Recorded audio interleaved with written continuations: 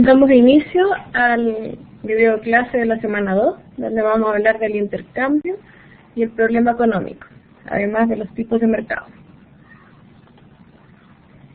El problema económico, tal como vimos anteriormente, los recursos son escasos y las necesidades ilimitadas, de modo que el problema económico consistirá en cómo emplear estos recursos escasos para producir bienes y servicios suficientes para satisfacer estas necesidades que son ilimitadas.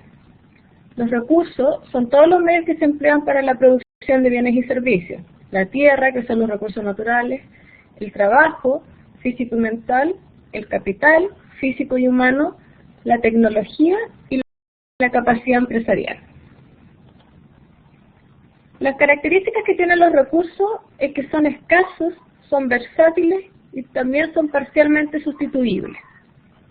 Cuando hablamos de necesidad, nos referimos a aquello de que no se puede prescindir. Se supone que hay un estado de carencia de algo. Y las características que tienen las necesidades son que son ilimitadas, son saciables, tienen una intensidad y tienen una temporalidad. ¿Cuáles son las preguntas clave de la economía? El problema económico se puede expresar a través de 3 preguntas básicas, las cuales deben ser contestadas por cualquier sistema de organización económica. El qué, el cómo y para quién producir. El qué y cuánto producir, es decir, qué bienes y servicios deben producirse y en qué cantidades, dada la existencia de las necesidades, y si éstas satisfacen con qué bien. Entonces es necesario determinar cuáles necesidades se van a satisfacer y cuáles son los bienes que satisfacen esas necesidades. Esta es una pregunta que en economía decimos que es de carácter económico. Luego tenemos el cómo producir, o sea, cómo vamos a producir estos bienes. Esta pregunta es de carácter técnico porque se refiere a cuál será la tecnología empleada en la producción, cuáles serán los materiales necesarios, el tipo de mano de obra, el proceso de producción, etc. Luego tenemos el para quién producir, es decir, quién va a obtener lo que yo produzca. Esta pregunta es de carácter social y su solución depende del modelo que siga la organización social, ya que, por ejemplo, en una economía de mercado dependerá de la capacidad de compra de los distintos consumidores. Dentro de los modelos de organización económica, tenemos 3 tipos de sistemas que los países pueden adaptar para resolver el problema económico. El sistema de mercado, el sistema centralmente planificado y el sistema mixto. El sistema libre mercado no es la oferta la que determina lo que se debe producir. Son los consumidores quienes definen lo que se debe producir y los oferentes deben responder a las necesidades de la demanda. El qué producir tiene relación con que las empresas deben mirar las necesidades de los consumidores para determinar qué deben producir. Los consumidores dirán si lo entregado es lo que necesitan y las empresas se deben adaptar a esas necesidades.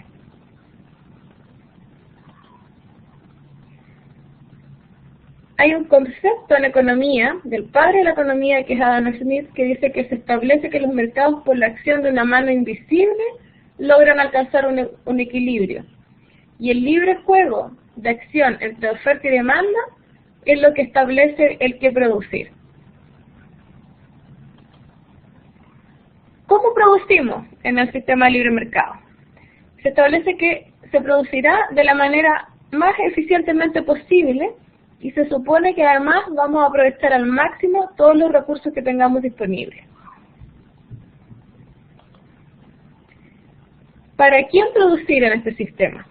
En la economía de libre mercado se producirá para quien cuente con los recursos necesarios para comprar, o sea, para acceder al bien o servicio producido. En el sistema centralmente planificado, es el Estado quien resuelve estas interrogantes. El qué producir, el cómo producir y para quién producir. Es la autoridad quien define estas 3 preguntas. En el sistema mixto coexiste el sistema de libre mercado y el centralmente planificado.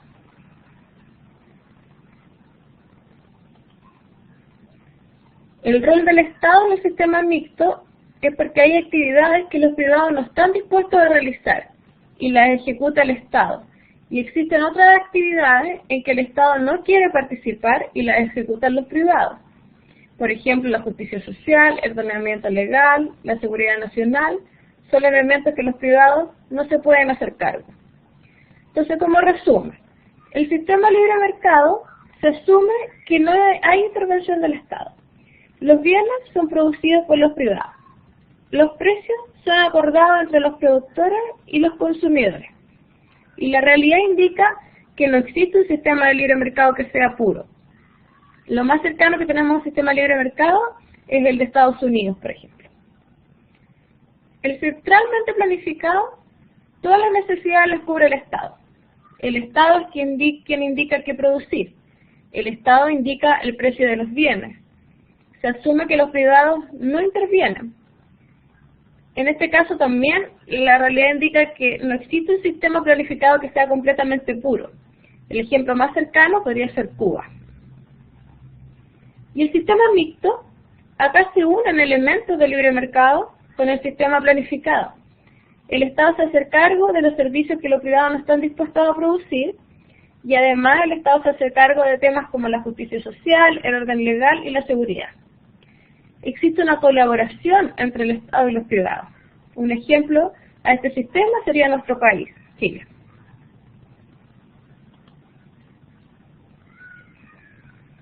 Entonces, los modelos de organización económica. El mecanismo de mercado es el modelo capitalista, donde la oferta y la demanda determinan el precio. Los propietarios asignan los recursos para obtener las recompensas monetarias más elevadas. En la economía centralizada, central planificado, que es un modelo socialista, la autoridad central es quien determina el precio y asigna los recursos para el logro de las metas. Y en la mixta, es una economía que utiliza señales tanto del mercado como no del mercado para asignar los bienes y recursos. Entonces, según el tipo de organización económica, es como se responde a las tres preguntas fundamentales de la economía, y la manera en que se organiza la producción se establece también el régimen de propiedad de los recursos.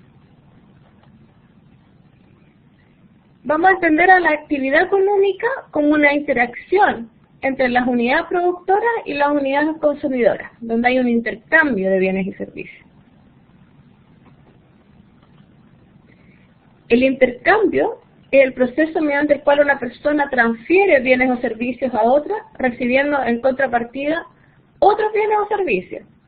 El intercambio da origen al comercio como una actividad especializada, y cuando es generalizado y regular, conforma una red de interacciones que se denomina mercado.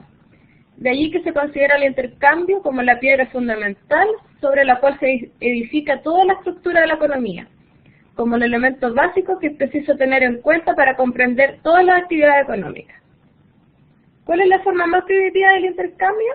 El trueque, que era el intercambio de bienes y servicios por otros bienes y servicios.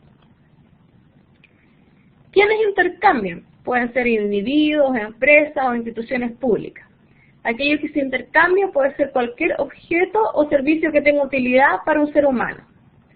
El intercambio se da de dos maneras: de forma directa, mediante el trueque, o de forma indirecta, a través del dinero. Lo esencial es que la mutua transferencia que se produce entre quienes intercambian sea libre y voluntaria, es decir, que esté guiada por el interés de cada uno. De otra forma, se estaría frente a cualquier forma de pillaje o despojo, no de un auténtico intercambio entre personas que deciden por sí mismas. O sea, es un acto de voluntad de ambas partes. En una economía con dinero surge una distinción bien definida entre vendedor y comprador. En cambio, en la economía del trueque no existe esta distinción tan clara entre quién está vendiendo o quién está comprando, o quién es el productor y quién es el consumidor. La especialización es lo que contribuye a la eficiencia. Generalmente los trabajadores pueden producir más si están especializados en algo. Pero la especialización exige un intercambio, a través del trueque o a través del dinero. ¿Cuáles son las razones para especializarse? Por un lado, ventaja absoluta y ventaja comparativa con nuestra competencia, y por el otro lado, las economías de escala. Un país región o individuo tiene una ventaja absoluta en la producción de un bien si puede producirlo con menos recursos, o sea, menos trabajo, tierra y capital, que los otros países, o la región o otras personas. Y un país tiene ventaja comparativa en el bien que puede producir relativamente más barato a un coste de oportunidad menor en relación con otro país.